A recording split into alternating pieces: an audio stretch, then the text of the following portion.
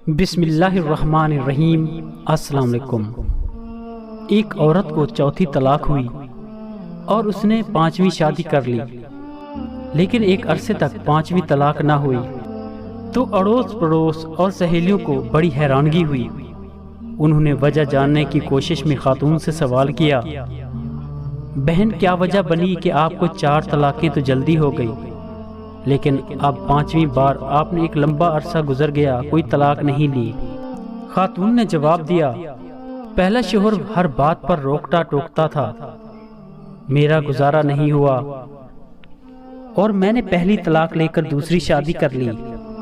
دوسرا شوہر ٹوکنے کے ساتھ ساتھ گالم گلوچ بھی کرتا تھا، میرا گزارا نہ ہوا تو میں نے دوسری طلاق لے لی۔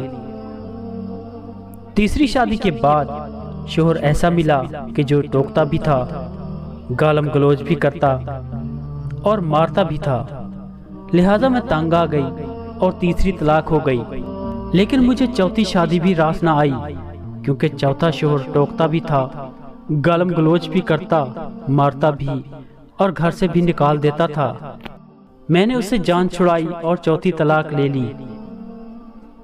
پھر گھر والوں نے میری 5ویں شادی کر دی۔ اب یہ ٹوکتا بھی ہے، گالم گلوچ بھی کرتا ہے، مارتا بھی ہے اور کبھی کبھی غصے میں گھر سے نکال بھی دیتا ہے اور کھانے کو بھی نہیں دیتا، لیکن میں اس سے راضی ہوں اور طلاق نہیں لوں گی۔ سب حیران پریشان اور دانتوں میں انگلیاں دبا کر رہ گئے اور ایک ساتھ سب کے منہ سے نکلا، اب کیوں طلاق نہیں لوگی؟